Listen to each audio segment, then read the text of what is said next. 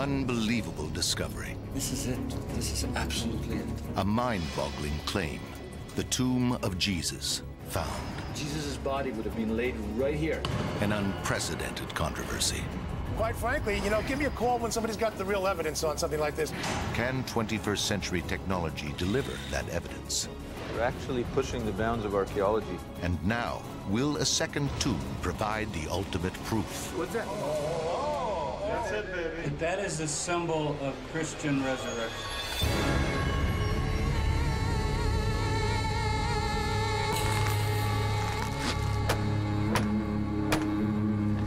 It's one of the most iconic images in Christianity. In the spring of 30 AD, Jesus is crucified in Jerusalem by the Roman authorities. The Gospels agree that Joseph of Arimathea, a wealthy member of the Jerusalem High Court and a secret follower of Jesus, takes possession of the body. But what happens next is not so clear. Christians believe that Jesus is placed in a tomb close to the site of crucifixion, and after 3 days he rises from the dead, leaving behind an empty tomb. Tradition holds that the Church of the Holy Sepulchre is built on this site. But no archaeological evidence for Jesus' tomb has ever been found here. Another account based on the Gospel of Matthew states that Jesus is ultimately buried in an unused tomb that Joseph of Arimathea had intended for his own family. But again, no evidence for such a tomb is found. All this changes in 1980. In the Jerusalem suburb of Tel Aviv, 2 miles from the Church of the Holy Sepulchre, archaeologists uncover a 2,000-year-old tomb. It has strange markings, unlike anything previously discovered. The archaeologists remove 10 limestone ossuaries, or coffins, from inside. Then the tomb is cemented over, an apartment complex built on top. But in 2007, filmmaker Simcha Jacobovici rediscovers the tomb. It's unbelievable. A new analysis of the archaeology leads Simcha to a startling conclusion. He's convinced that he has found the Jesus family tomb. He bases his radical theory on the fact that 6 ossuaries found in the tomb are inscribed with names associated with Jesus and his family. There is a woman called Maria Mene. This is a Greek version of Mary. It's been suggested that this unique spelling is associated only with Mary Magdalene, one of Jesus' most celebrated companions. There is also a Maria, Mary in English, a name identified with Jesus' mother, and a Yose, a nickname associated with one of Jesus' brothers. Most surprisingly, in this cluster of names, there is also a Jesus, son of Joseph.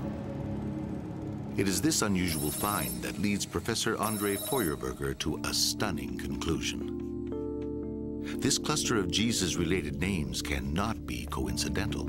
There is only a 1 in 600 chance that this is not the Jesus family tomb. It really is a possibility that this particular tomb site is, in fact, the one of the New Testament family. It is a possibility that I think needs to be taken seriously. When the story breaks, not everyone is so open to that possibility. This is front page news. It's on all the evening broadcasts. This is very much the talk of Jerusalem. For me, it represents the worst kind of biblical archaeology. I don't see the evidence for it anywhere. I'm going to base my beliefs on the scriptures, which hold together far better than the kind of farcical documentary we're talking about here. As the controversy rages, Simcha and his team shift their focus towards another archaeological site, one he hopes will provide additional evidence to back up his claims. It's a second tomb, located less than 200 feet away from the alleged tomb of Jesus. I think we got a tomb. So this is where we're going. It's perfect. This tomb was discovered in 1981 when drilling at a construction site accidentally exposed it. Archaeologists entered through a hole in the tomb's ceiling. They took some notes and made a rough map of the burial cave. Orthodox religious groups, believing that any modern intrusion disturbs the dead, forced the archaeologists out of the tomb. But not before they took these recently found black and white photos.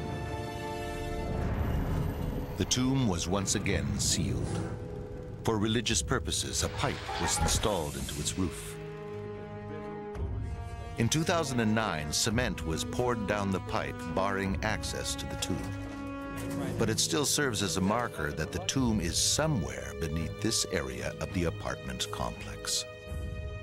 Simcha and his team believe this second tomb may belong to some of Jesus's earliest followers, possibly even of Joseph of Arimathea. The two tombs were found on a hill set apart from the other burial caves in the area. They appear to be on a first-century rich man's estate, complete with wine press and ritual bath. And the area is dominated by two hills. Joseph of Arimathea was a rich man, and his name in Hebrew means two hills. If Simcha can find evidence that this second tomb belongs to Joseph of Arimathea, that would go a long way towards backing up his original claim that just 200 feet away is the Jesus family tomb. The first challenge is how to get into the tomb under this building. Then we can crawl in this way. I see. But before their search gets underway, chaos. The Haredim are an ultra-Orthodox Jewish group, and they don't want the dead disturbed.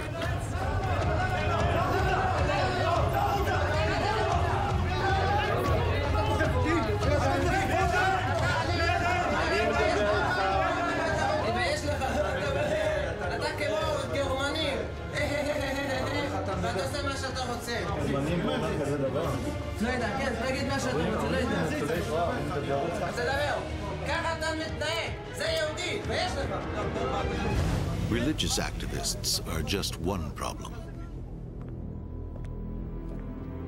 Government authorities are another. It's like nobody wants us to go in there. What's the problem?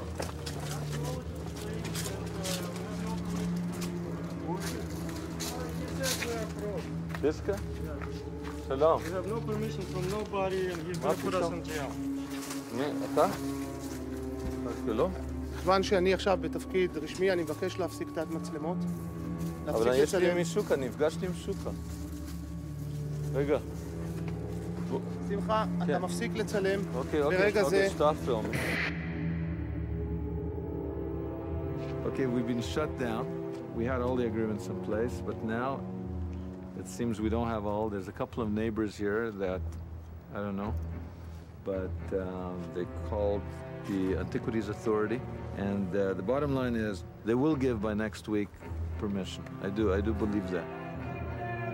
For their part, religious activists don't care about archaeological permissions. They feel they represent divine law. Meanwhile, the tenants and the police have their own agendas. It would take another 2 years and dozens of other obstacles before the hunt for the tomb could resume. But it did resume with spectacular results. In 2007, when filmmaker Simcha Jacobovici entered the alleged Jesus family tomb, he found that it was hard to access the archaeology because much of the tomb was now covered by modern holy books, apparently put there in 1981 at the time of the tomb's discovery. This is full of holy books, disintegrating holy books, which, according to Jewish law, have to be buried when discarded. Right here, Book of Jonah. Before they could explore further, they were asked to leave. What's that noise? I think they're getting upset they weren't here. They were evicted by archaeological authorities and forced to reseal what they believe is the tomb of Jesus and his family. One of the arguments against the idea that Jesus was buried in Talpiot is the tradition that he was crucified where the Church of the Holy Sepulchre now stands in Jerusalem. But if, after initial burial, Jesus had been moved to a more permanent tomb, how would his disciples have carried the body past Roman sentries? How would he have made it to this tomb in Talpiot? Incredibly, archaeologists have identified an aqueduct dating to the 2nd century BC that links Jerusalem to its suburbs. Simcha now recruits Professor James Tabor to explore the aqueduct with him. See the aqueduct part you can see way above. See, way up there. Okay, let's go. At first, nothing. Then, at the halfway mark, they discover a cross. When was it cut? And is it commemorating Jesus' long-forgotten flight from the crucifixion to the grave? This is what appears to be some sort of cross mark that's been defaced. Here would be an example of how it was, and here's the see how that's broken? Somebody chipped away at it. They continue to make their way through the aqueduct. Astonishingly, of all places, the aqueduct has an exit in Talpiot, only a few hundred feet from the alleged Jesus family tomb. It seems that in the 1st century, this area was a kind of hub in the wheel of religious and political power. Behind you is Herod's Herodium, which is Herod's tomb, Herod the king of the Jews. And then if I turn around this way is the temple in Jerusalem. And then behind me, it's called the Hill of Evil Council, and it's the traditional spot where the priests were meeting to condemn Jesus. And so you have to wonder whether this location might have more of a meaning than just hearing, oh, a tomb was found in Talpiot in some apartments. It seems to have sort of a strategic meaning. Simcha is becoming convinced that modern Talpiot is Joseph of Arimathea's estate. In one of those ironies of history, today, there is an Arimathea family living in the building over the tomb. Simcha sees this as an omen. He's convinced that if he can enter the tomb, he will find something monumental. Tell me when? But so far, the obstacles seem insurmountable. It's been very hard. We've had to apply for an archaeological dig license from the Israel Antiquities Authority, the IAA, and we're waiting for an answer. Even if they say yes, we're still going to have to contend with the condo committees, the people who live here. They'll have to agree. And even if they all say yes, the police could shut us down because we can't be seen to be triggering a riot.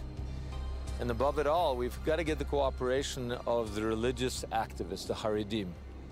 If they don't play along, nobody else will. Simcha and fellow producer Felix Golubev go to the center of Haredi life to meet the rabbi in charge of the activists who disrupted the investigation. They need to arrive at some sort of compromise.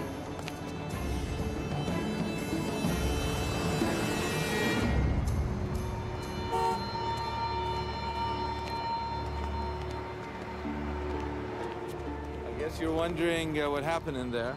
What happened is we met with their religious activists and their rabbi. Their position is clear. They're against all archaeology. They feel it's disturbing the dead. We said in ancient days people did visit the dead, and we said we respect their position, but we feel that we could respectfully tell the stories of the people in the tombs. They disagreed, but we kind of reached a compromise. The deal is we've got to always tell them ahead of time what we're going to do. We can't touch bones or ossuaries, and we can explore the tomb without physically going in ourselves. I don't see how is that going to work. We'll figure out how that's going to work, but in the meantime, nothing's going to work if we don't get the dig license from the Israel Antiquities Authority. In March 2009, Simcha and James Tabor are summoned to the IAA to get the results of their application for a dig license. It looks like I think we're set. Look. The team gets a permit. So basically it's for a year. After 2,000 years, will the tomb finally reveal its secrets?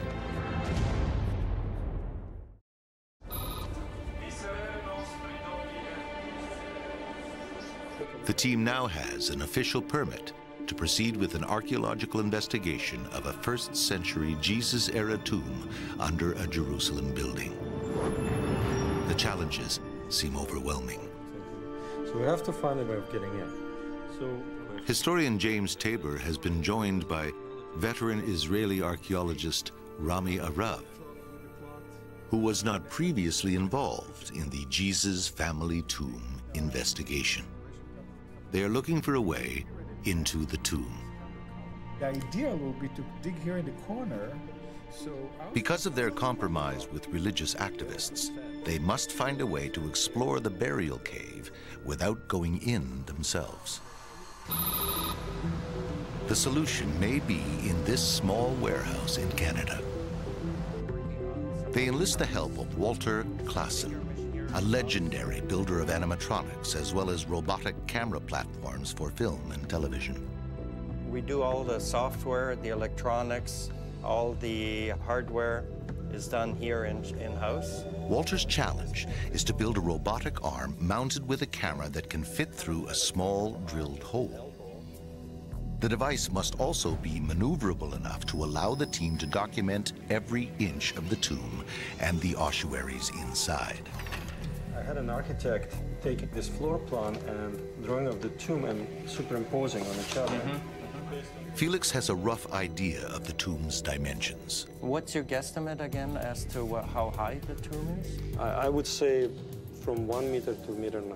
That's kind of difficult because the height limits me on how I can get something in, tilt it up, and then go forward. One other thing you will have to consider is if we do go in here. Remote camera expert Bill Tarrant shows Walter the camera he intends to use to record the images from the cramped 3.5-foot-high burial chamber. How heavy is this? It's about 4 pounds. Oh, so we're going to have to carry this at the end of a 3 or 4 meter arm.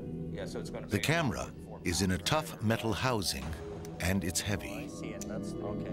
But Walter can't proceed with his robotic arm unless he knows the exact point of entry into the tomb. And the team doesn't know that yet. Felix gets hold of the map drawn when the tomb was originally discovered in 1981. They know it's not 100% accurate, and they're not sure where exactly under the apartment building the tomb is located. But it can't be far from the original pipe. That's great. They are now convinced that at least part of the tomb lies underneath this corridor. But are they right? They know exactly how to find out. Ground penetrating radar, or GPR. GPR works by sending a radar signal below the surface, detecting unusual materials, or in this case, a void. So, according to my thinking, is scan the corridor, try to see if we get this corner. And if we catch this corner, we know that the cave starts from here. They are ready to go.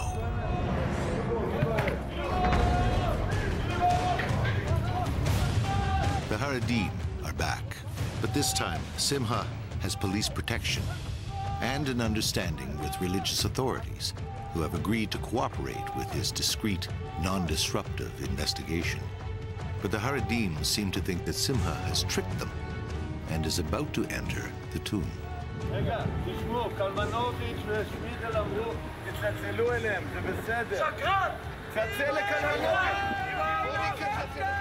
The message is not getting across.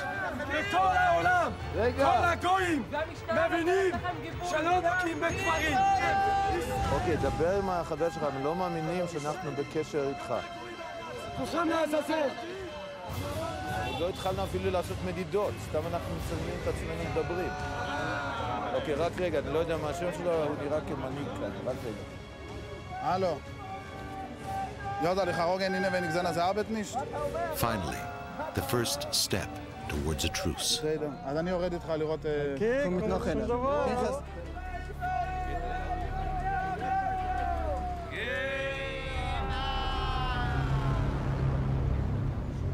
כן, תראה, ריק, לגמרי. מצלמים, אחת, בוא. אתה רואה את המכשיר הזה? אמרתי לרב שמיל הכל. זה GPR, אתה רואה? זה דוקטור בסון. רב שמיל מכיר אותי, עבדתי איתו כאן. זה רדאר. ארבט מתאביסו, זה GPR. Jacobovici invites the religious group to send a representative to oversee the entire operation whenever they want.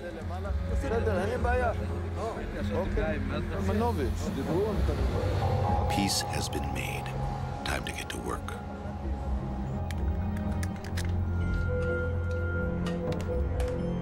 The GPR scans the entire corridor, looking for an unusual space beneath the tiles. Felix's calculations lead him to one tiny corner. This is a magic corner. Did you see anything? There is something there. You can see here the edge of the void. The long and the short of it, is Felix right where he thinks we can put our probe? Yes, he's right. There is an area approximately 60 centimeters along the wall and about 40 centimeters away from the wall. So in other words, Felix believes the only way into the burial cave is through a space not much bigger than a sheet of paper. They may have found the tomb. Now, they have to find a way to get in. In Toronto, work continues on the robotic arm. A prototype is ready for demonstration. Once it is lowered into the tomb, the arm will get close enough to the ossuaries to allow the team to examine any markings that may be inscribed on the bone boxes. We're trying to make it all modular so we can reconfigure it. If we need more room left to right, then we'll put more, the units face them so they do left and right. If we need up and down, we can turn them 90 degrees. Now that same unit does up and down. And this will all be sort of a multi-actuating arm where we can move around the tomb. Like a snake almost. Like a snake with little joints. Yes. Any chance it will come? Bill Tarrant is also a miniature camera expert. We can just use this tube just as an example because it's flexible. He's hoping to go down 4.5 feet, going through to the roof of the tomb. And with this camera, actually at the end of Walter's device, we're hoping to go right up to the ossuaries. And if there's any engravings or markings on it, we'll be able to read it, take pictures of it. Oh, man, that's amazing. With this stage over, Walter proceeds to complete the arm. After months of preparation, the team gathers in Jerusalem in an attempt to crack Christianity's ultimate secret. We're studying a little bit of history. We've got police, we've got the Israel Antiquities Authority, we've got religious supervision, we've got the Tenants Association. So where's the tension? I don't want tension. I want discovery. It's working? Perfect. So, step one, small little hole. 6 centimeters? Yes. If we're in the right place, then we go to step 2. 20 centimeters, 80 inches. All right, great. Let's do it.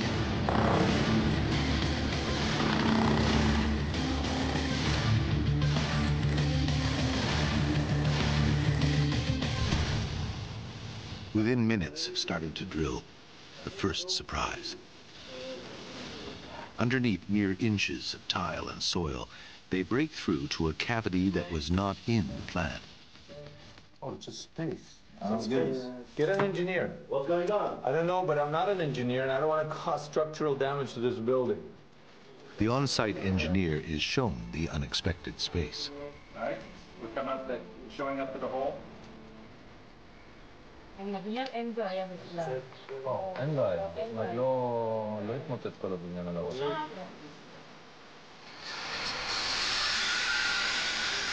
They proceed to cut the metal reinforcement into concrete. clearing a way for their drill.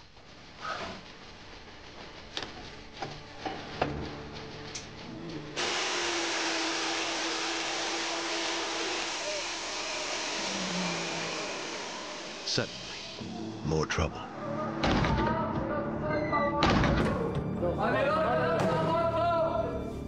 Despite the cooperation of the building committee, not all of the tenants are happy with the archaeology that's being conducted below their building.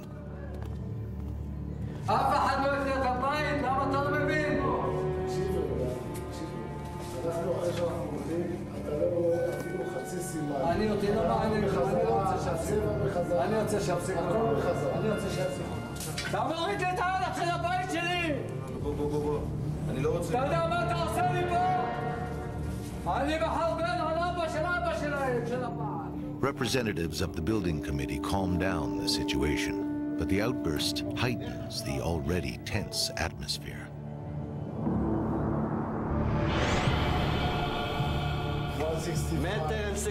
They have already drilled 2 feet deeper than their calculations suggested. It's possible that they are drilling in the wrong place. In retrospect, I think we should have gone at an angle to begin with. Yeah. Get inside, see where we are, and then putz around with it all. We could try another meter in the same hole. No, first let's get an angle. And let's then just do them at the angle. Let's just get in. Let's just have the satisfaction of getting in. Let's just get in. They now try drilling at an angle.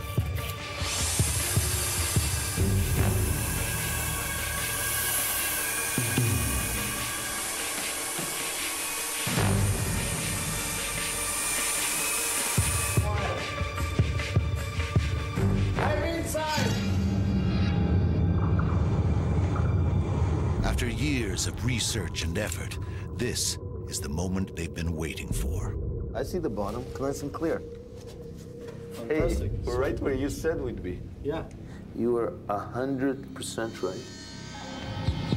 The drillers now bring in the big gun, an 8-inch wide, custom-made diamond tooth drill.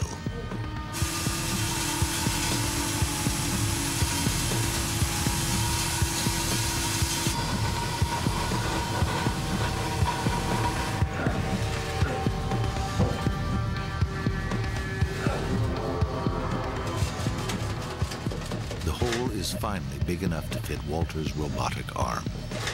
All they have to do now is give Walter the exact dimensions of the cave so he can finish his robotic arm. As yet untested, except in the lab.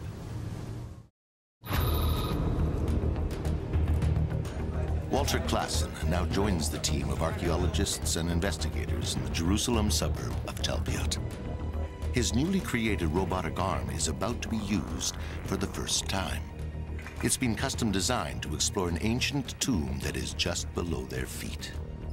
A tomb that filmmaker Simcha Jacobovici believes may be that of Joseph of Arimathea, the man who buried Jesus. The arm is deliberately low-tech. Simple levers control its movements. Compressed air is delivered to the controls by rubber hoses, clearly marking every direction. The team is moments away from finally unlocking the secrets of the tomb. Beautiful. Oh, excellent. Look at that.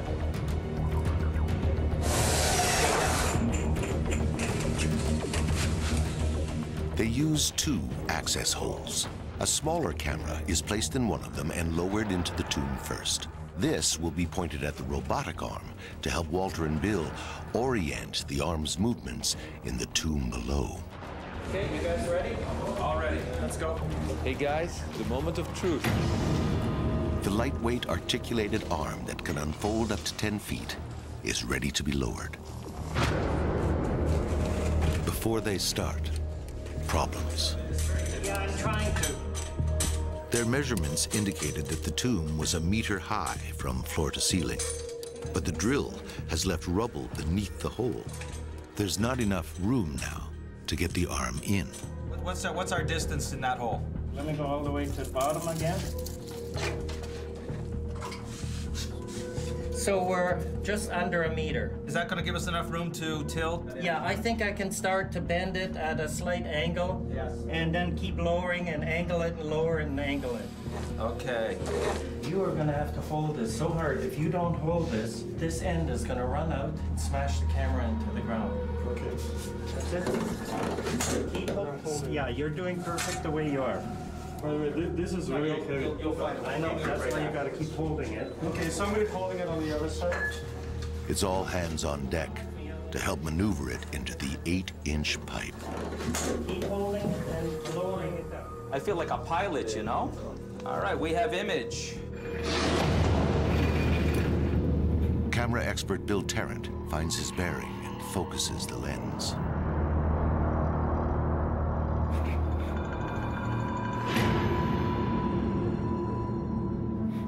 Look at that. Look at that.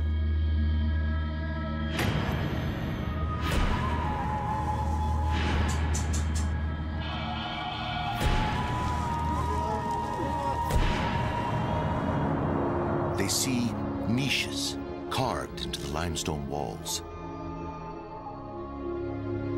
Inside these are ossuaries filled with human bones. We're almost there, almost there. Placed here 2,000 years ago.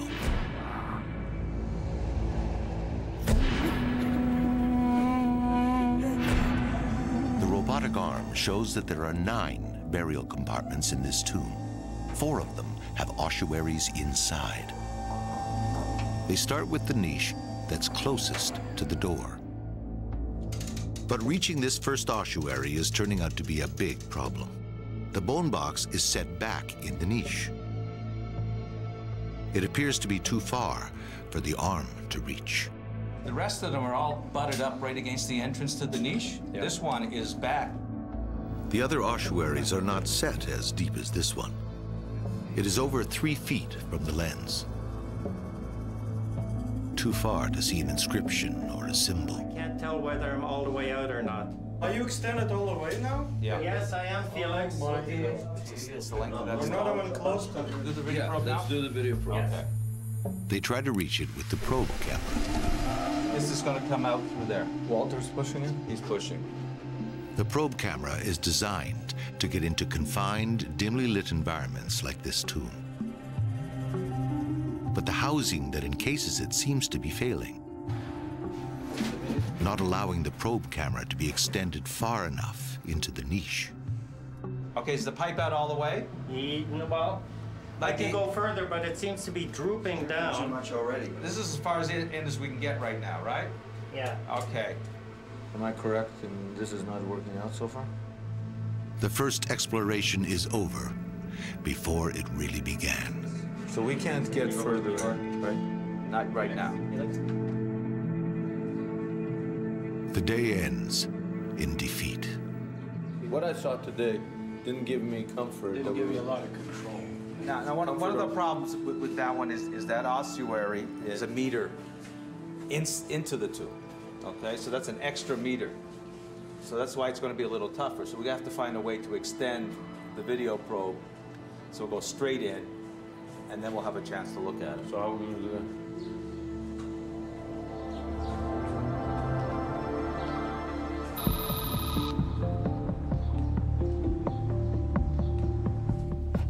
All night, Walter Klassen has thought about ways to extend the reach of the robotic arm so that it can examine the ossuary in niche number 1. He now has a solution. We want to fix this here so it can't go back. And then want to pull this out the distance, but I'm afraid now we haven't got it long enough. It's going to catch on the edge, right? So if we lock it not onto the end of the plastic, but onto this, that might work, because we've got this here, right? He bolts an air cylinder to the side of the arm, and with some spare parts, makes a makeshift extension. This will buy them another 2 meters, and 1 is all they need. They are now ready for a second attempt.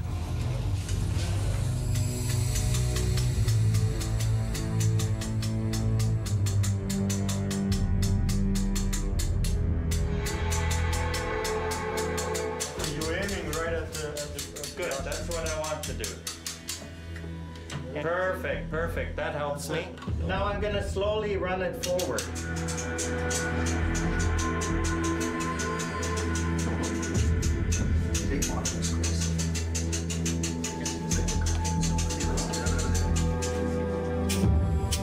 Looks like Walter's done it. We're going to be able to slip in right between the wall and the ossuary. Traditionally, this niche would house the ossuary of the man who commissioned the tomb. That's it. That's it, that's it. Yeah. Could this niche contain the remains of Joseph of Arimathea?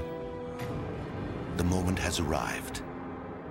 The camera is slowly maneuvered between the ossuary and the wall. After years of preparation, the team is about to embark on a first ever remote examination of a sealed Jesus-era tomb. Walter feeds a snake camera down the housing. This camera is more flexible and will be able to get closer to the ossuaries than Bill's HD camera.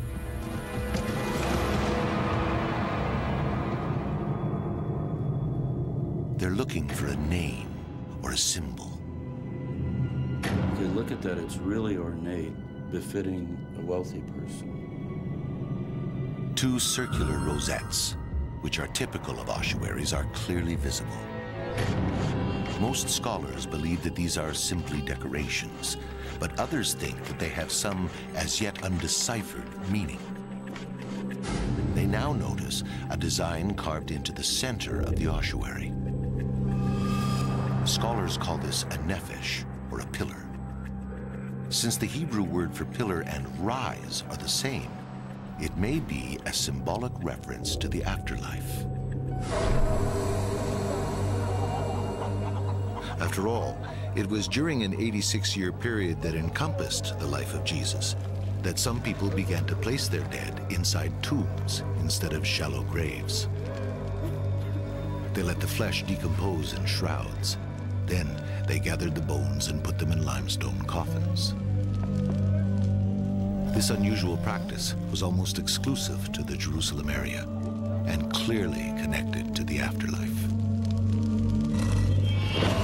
It's a really beautifully decorated. Such detail. And look at the color. It's been painted. Although so far there is no inscription, the ossuary gives them hope that they will find one that tells them who is buried in this tomb. Whoever was buried in this ossuary had status and had money. They continue to scan the ossuary on all sides, looking for new symbols or an inscription. But they find nothing more. They move the camera to the second of the 4 niches that need exploring. This one contains 3 ossuaries. Okay, Walter, can you drop down a bit? Okay. And retract a bit. Okay, coming back. Lids have inscriptions. Do you see anything? No, don't you? Inscriptions are not monumental inscriptions. They're not something that someone carved elaborately like those rosettes. They're tags. They're tags, you know. They're moving uncle and they're putting in grandma, and they want to remember who's who. So they write almost graffiti-like sometimes. So we've just got to be systematic and careful that we don't kind of zoom by expecting to see some kind of big inscription when it's really some little graffiti. Okay. Can you lower? Yes, I can. This one is nice. What is that? We don't know. That looks deliberate, eh? Coming back. The ossuary has a strange marking on it. What is that? It may have some personal meaning, lost to the world after 2,000 years.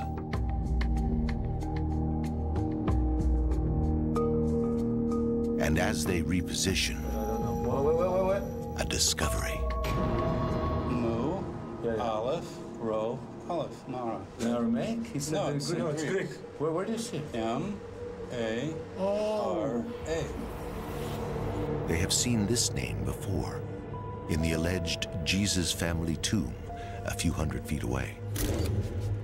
There, one of the Marys is called Mariamene Emara. Merimene is a particular Greek spelling of Mary that has only been found in 2 other ancient texts, both associated with Mary Magdalene. Mara seems to be a title, designating her as a female lord, an apostle, or a lady. Is it possible that for their earliest followers, Jesus and Mary Magdalene were Lord and Lady? Are some of the people buried in the tomb invoking Mary Magdalene, not Jesus, on their ossuaries? Because the word Mara was first discovered on an ossuary of a woman called Martha, some have argued that Mara means nothing more than a nickname for Martha. Certainly nothing to suggest that Mara means apostle or master. To solve the mystery, Professor Tabor takes Simcha to an ossuary that may provide an answer. Mare is the plural of mar, masters or lords of the tomb. What's interesting is that on the lid, there's a Greek parallel translation. Not only do we find out the names of the masters, here you've got Matthew and Simon. It's very, very clear. They're brothers. And look at this, Kyrie in Greek, masters.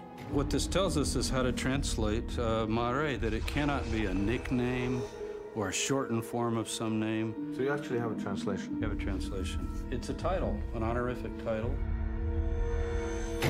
Does the title Mara on this ossuary refer to the person buried inside? Or is it a way of venerating the Mara next door, the one some have identified with Mary Magdalene? Bolstered, the team presses on. Good. No, I want to be a bit higher. But just then, a cable snaps.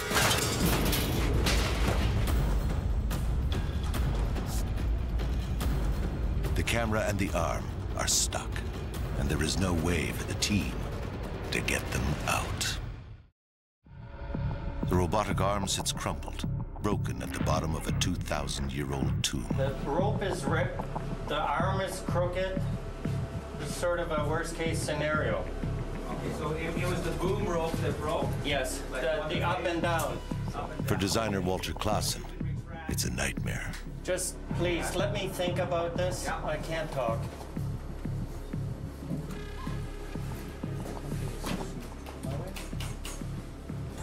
Here, pull hard. Wait, slow down. The snapped cable means he can't retract the arm, and the way that it is currently bent means that it won't come up the hole. For several hours, Klassen carefully manipulates the broken arm. The exploration seems to be over before it really begins. I don't know if I can get it out. Have you got the motorized thing that zoomed out? I'm doing the motorized thing. I'm gonna see if I can try to retract the front end. Okay. It's coming in, Walter. Yes, I'm seeing it. That's a good sign. Yeah, it's good that it's carrying it. Okay, pull on it now, Kevin. Pull. Walter finally gets the broken arm out. Slow.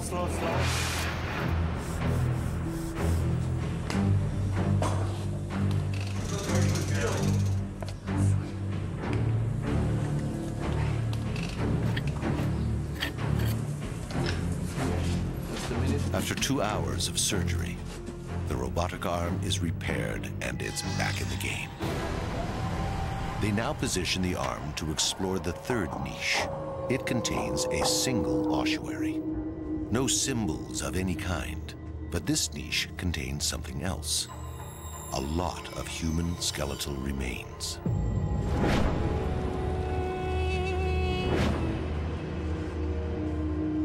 People always think you shouldn't find bones other than in ossuaries. Sometimes they never regather them, and it isn't just because they can't, they just don't. You don't think it's disrespectful? No. You know, I think the mistake I was making is I was thinking of the bone box, the ossuary, as the coffin. No. But really, you're saying it's the whole cave. The whole cave is the grave. Anywhere in there is holy. It's not bad in Judaism to have a whole pile of mixed up bones all together. God will sort it out at the resurrection. That's the idea. You know, it's not your business to worry about it. Now I'm going to try to lower the front arm. There are no inscriptions here, and no hint of Joseph of Arimathea or anyone else that is related to Jesus. They are running out of options, ossuaries, and niches. They move on to the last niche, and the last 2 ossuaries to be explored. Archaeologist Rami Arav now joins the search. I want to look at this one here. Walter, is it possible to go in further? Yes, it is. Let me try it. A lot of years, a lot of money, and a lot of effort have been expended to get to this point. But the clock on this expedition is about to run out. Where are we at now, Walter? I think we're kind of stuck, but we're getting there. What's that? We're looking at the end of the other ossuary. Yes, we are. Yes, we are. This is number 4. We are looking at number 4, correct? Correct. So we're looking at the front. We are looking at this little piece here of the side. So Suddenly, Walter spots something unusual. No, let me help you a bit. A cross. No, go back. Did you see the cross there? No. In the middle. Here are the crosses, yes. Go up a bit, Bill. I'm going up. No. Slow down. Okay. There. Where? Yes, that's right. This is a cross. The cross. Oh, yeah. Go down just a bit, Bill. Go down a bit. I haven't seen a cross on an ossuary anywhere like this that is that clear. I've seen cross marks like these at the bottom. This is absolutely put front and center and emphasized. So whatever it means, the owner wanted you to really notice it. Most historians believe the cross became a Christian symbol in the 4th century AD. So finding it in a 1st century tomb doesn't mean anything. But 1st century crosses that may be Christian have been found in Italy, at Herculaneum, in Naples,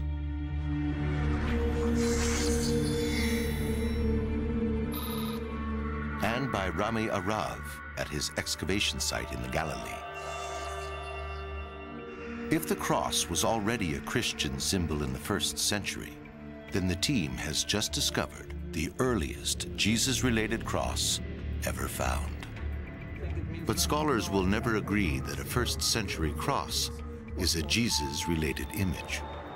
To understand what experts consider bona fide Jesus-related symbols, Simcha travels to Rome, one of the few places on Earth where such early Christian symbols can still be seen. The catacombs are miles and miles of Christian burials that run under the streets of the city. Robin Jensen, an expert on early Christian art, points out the earliest Christian symbols. In this place, in this particular catacomb, this would be one of our earliest pieces. How early can you take it? Cannot be much earlier than the 4th century. Here, we see 3 of the earliest Christian symbols.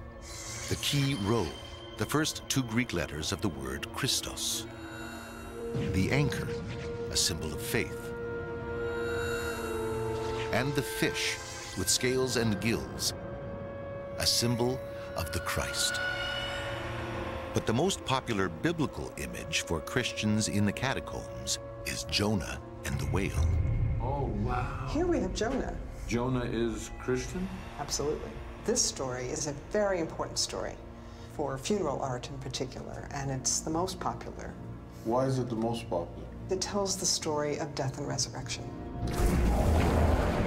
Jonah, like Jesus, dies, and he's resurrected when he's regurgitated. Spat out. As he's spat out. And so that's even in the New Testament. It's a sign of Jesus' death and resurrection. So when you see Jonah being spat out, That's a quintessential Christian symbol until about the middle of the 4th century. And then he disappears. Nothing from the 1st century has ever been found that is without a doubt Jesus-related. Will Simcha and his team become the first to make such a discovery?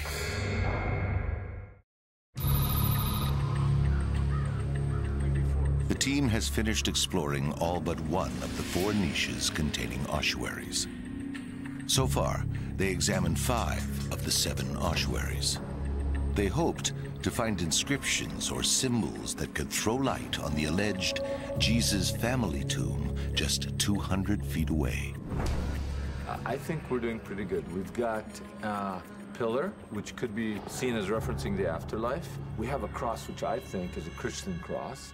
And we have an inscription, a Mara, which references the other tomb and can be read as Our Lady. But I don't think it gives any kind of conclusive connection to the Jesus tomb nearby. We've got to have more. In the last of the niches, they continue to explore the ossuary with the cross on it and its neighbor. All right, go back. You got control again.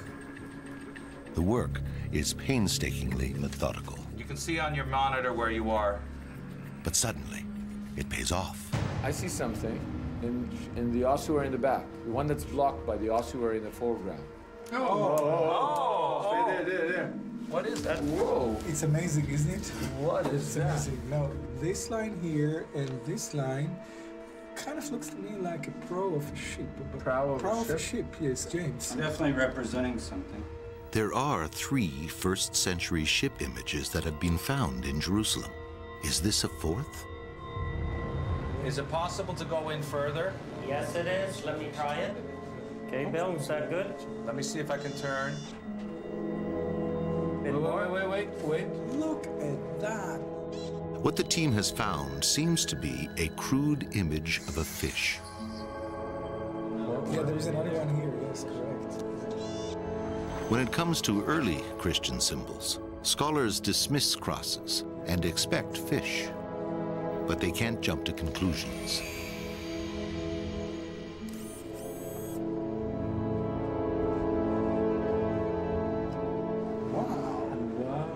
Are we looking at, is this the bottom part? This is the top, and there's this little ball on the bottom. Oh, wow. Yeah, that's a ball, yeah. I'm just going to orient myself. Yeah, and you can see on your monitor where you are. There. Wow, look at that. That is amazing. It's a nefesh. This is the bottom. Rami sees the squeezed image and thinks it may be another example of a nefesh, a pillar, like the one they found in the first niche. Or like this one on an ossuary that was found in the presumed tomb of the high priest Caiaphas, the man who sent Jesus to the Romans, who then sent him to the cross.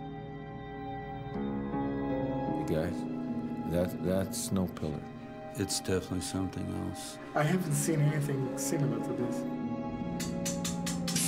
That's better. Actually, looks like What's that? Bill. I'm coming. And those could be the handles. Look here. Just look here very carefully. But then, a revelation. It's a fish. Of course, it's It's a tail. It's a fish. It's a whale. It's a whale. It's a whale. It's Jonah. It is. Oh my God! Oh my God! Jonah holding his head. This is That's the whale Jonah's holding his head, spitting Jonah out. 2 legs, 2 arms, and his head. Yes! He's spitting Jonah out of the whale. That is absolutely it. That is the symbol of Christian resurrection. The team is convinced that what they are looking at is a great fish spitting out Jonah. Unlike the later Christians of Rome, who depicted Jonah's fish as a sea dragon, Jesus' earliest followers were Jewish. As a result, they depicted the fish here as edible, as kosher, meaning it has scales and fins. According to the biblical book of Jonah, when Jonah is spat out, his head is wrapped in seaweed. Here, they see a stick figure being spat out of a fish, its head purposely marked up by lines. All along the edges of this ossuary are little fish swimming in the sea. The image is unique. The discovery is revolutionary.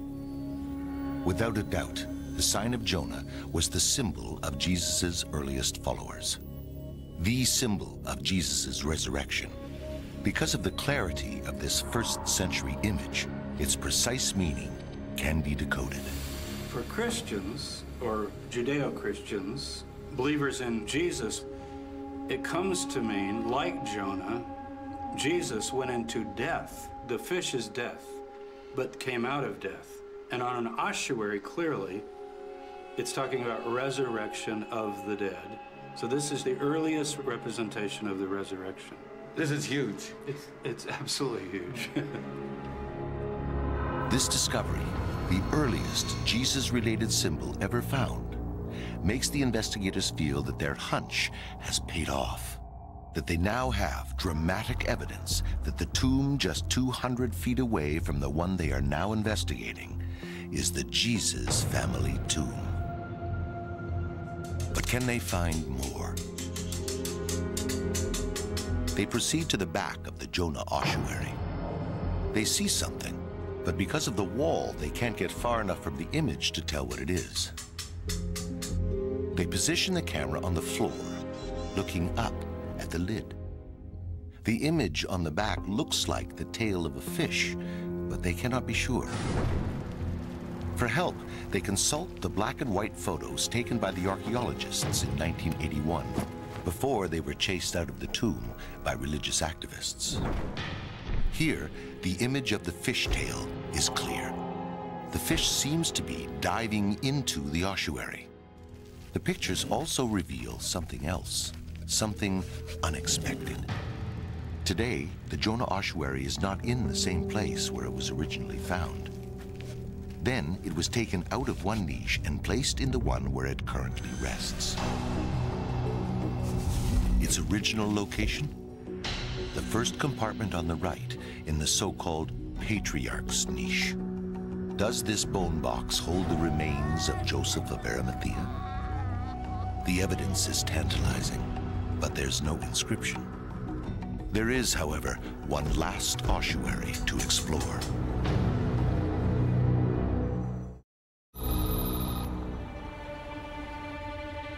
For the first time ever, the team has explored a sealed Jesus-era tomb using a robotic arm.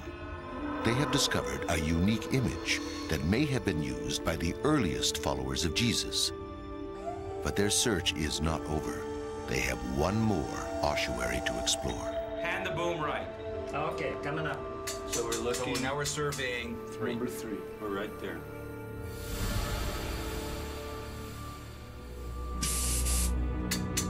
As they approach the last ossuary, they feel that lightning can't strike twice. But sometimes it does. Oh, wait. Stop. That's right. That's an inscription. That's it, baby. There's an omega, clear as day. There's a C, delta, eta. The inscription is in Greek, the dominant language of the wealthy in Jerusalem in the 1st century AD. But what does it say? Yahweh is God's name. Yahweh in Greek. In English, it's pronounced Jehovah. So, that would be a verb. God is doing something. This and this I can't get. The team contacts Professor James Charlesworth to help decipher the Greek inscription. You were supposed to arrive yesterday, but you have a bit of a cold. Yesterday would have been no good. We didn't need a Greek reader yesterday, but we do today. Okay, you're not going to come. Are you teasing me? What? Yeah, come. What have we got? And in the middle area, between the 2 rosettes, you've got this Greek inscription.